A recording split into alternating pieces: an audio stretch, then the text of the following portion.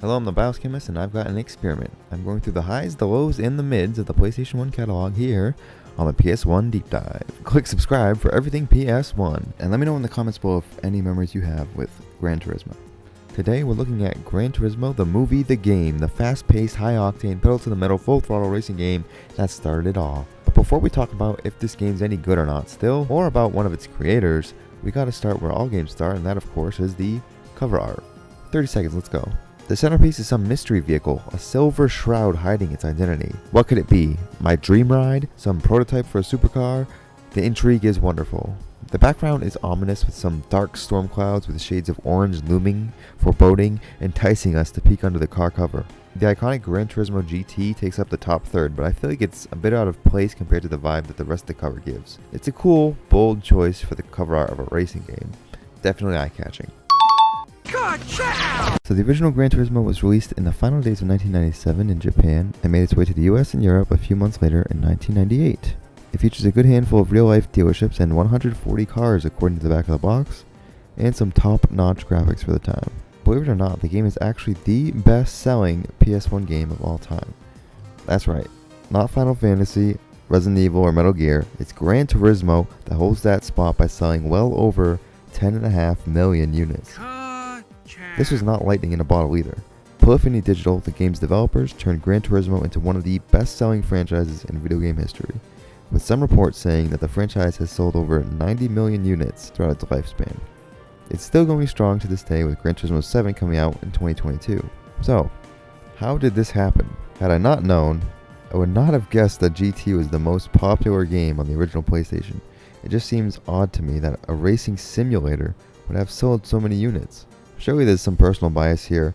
I was always into more action and story-based games, but I guess this does make sense. A perfect racing sim really appeals to everyone, and that's why Gran Turismo was so successful. Let's dive into it. So, to my dad's chagrin, I was never really a car guy. Sorry, Dad. So I wasn't sure if I was going to like this game going in. I like arcade racing games a lot, but a simulator? I don't know. So you put the disc in, you're greeted with two options at the start. Simulation mode and arcade mode. Arcade mode is your basic hop in and play. You can pick from a bunch of free cars and a small selection of tracks. You'll go in here if you want to race a few laps with some friends. And there were some unlockables here too, but I didn't look into these too much to be honest. Simulation mode is the meat and potatoes of Gran Turismo. It's essentially an RPG for car nerds, and there is a lot here that is overwhelming to an automatic transition using normie like me. You start with 10,000 credits and you have to buy your first car, like a 16-year-old purchasing their first whip after getting their license. You gotta search the market, hopping from dealership to dealership to try to find something within your budget. Thankfully there are no slimy car salesmen, so this is actually kinda fun to do. Naturally, with the money we start with, we can only get a basic car. I chose the Toyota MA70 GT Supra because it was red and it looked cool. Every time we get a car, it goes into our garage, so now we've got one vehicle to our name. Sweet. I didn't have any advanced licenses yet, so I did a time trial at first. I think I did pretty good, but I didn't earn any credits. I realized that there was a big thing on the overworld that said license on it. Yeah, that's where you go to get your B, A, or Super A class licenses. These allow you to progress to earn higher skilled races and money. So to get our basic B license, we have to complete a long list of challenges. We do that with an honest bit of struggling here and there, and we get our license. Now we head over to GT League and go into the Sunday Cup to try and win some cash. The Cup had 3 races where I finished second, first, and then second because I had this one really bad spin out on the last lap. I finished second overall and won 4,000 credits total, and I decided to stick with my Toyota and try that Sunday Cup again. Gran Turismo is pretty self-motivated, I'd say. It kind of points you in the direction of how you can earn money and therefore how you get new cars, and just says, go for it, man. And honestly, the gameplay, even by today's standards, is so fun that I just kept wanting to come back, unlock the next better car, then race some more, earn more money, buy more cars, and race some more. It's that feedback loop you get with predatory mobile games these days, but without the terrible microtransactions. Nah, this is just a fun game. The gameplay, like I said, is super tight. Vehicles are weighty but responsive, and can even be a bit sensitive. It's very easy to lose control if you try to get cheeky and cut corners. It's also impressive how different the lineup of vehicles feel from each other. There's a noticeable difference between how rear-wheel drive and front-wheel drive cars feel, for instance. Not to mention how many models of cars there are and how they all have unique stats. Gran Turismo is a game that's as deep as you want it to be. I think that's the beauty of it. Players like me who have fun with the action of racing can just hop into arcade mode or just buy cars that seem cool in simulation mode and experiment a little. Those who love cars, though, can really get into modifying them, reading the in-depth biographies of each car, and calculating the tons of stats there are. I figured out that the mods in simulation mode really do make or break your vehicle. It made a noticeable difference on how the cars handled and performed. Some races I could just not beat at all if I did not upgrade my Skyline GTR. In fact, I decided to keep working on that one puppy till she became an absolute beast.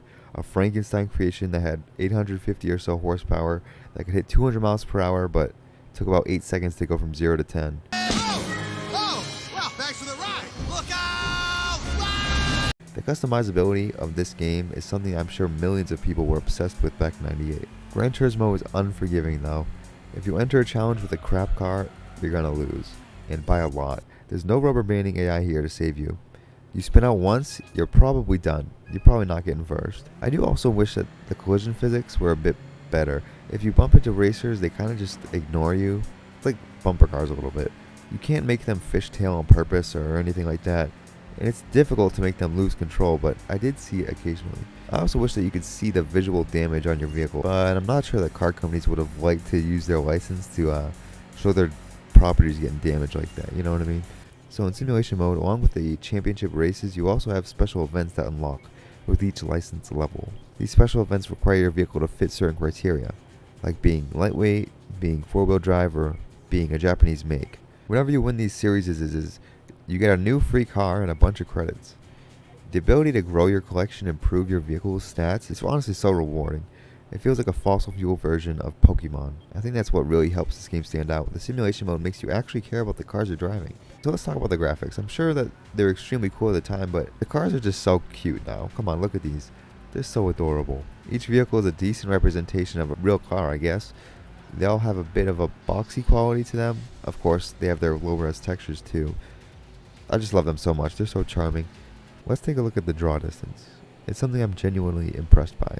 There's very little pop-in of the tracks, only like minor details in the background, so I always knew which way I needed to go. There are even rudimentary reflections on your car's windshields. There are some pretty colorful tracks too, with sunsets and mountains and nighttime as well. And man, am I a sucker for these tree sprites for the PS1. They're just so wonderfully jank. The music is great too. It really gets you hyped. It very much feels like a time capsule of the era. There's a lot going on in each song. Some even have vocals. The most identifying aspects that give it that 90s charm are the cool synths and the drums. There's plenty of upbeat rock inspiration here too, with a lot of electric guitars. Also, a lot of attention to detail. Each dealership that you go into has a slightly different song, giving personality to each company. It's actually kind of cool. Honestly, this is some of the most fun I've had so far in the deep dive. It was such a rewarding experience with a solid amount of challenge, something I was not expecting going into this. Gran Turismo gives you a lot of freedom to experiment with different types of cars, and that coupled with the fact that you have to earn the money to buy the cars, gives such immense satisfaction. GT1 is an awesome game still, and I've heard that the second one's even better, so it makes me excited to dive into that someday. I've played it a little in the past, and I've had it on my shelf for years, but now that I know what I'm going to get into, I'm sure I'll enjoy it even more.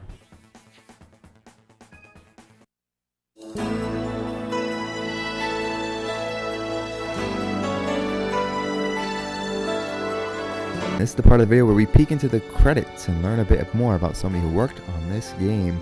Today we're checking out Shuhei Yoshida, Gran Turismo's executive producer.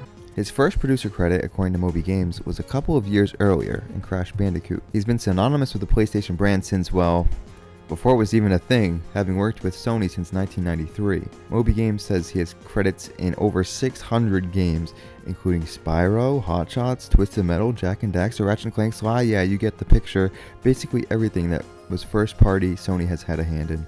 Yoshida went on to become the president of Sony Interactive Entertainment Worldwide Studios for over a decade, and now he works closely with indie developers. Clearly, he's had a lot of impact on the industry, and to show this, he was awarded the BAFTA in 2023 for his lifetime achievements. Yoshida has helped create huge games for all of us, and Gran Turismo was one of his earliest big successes.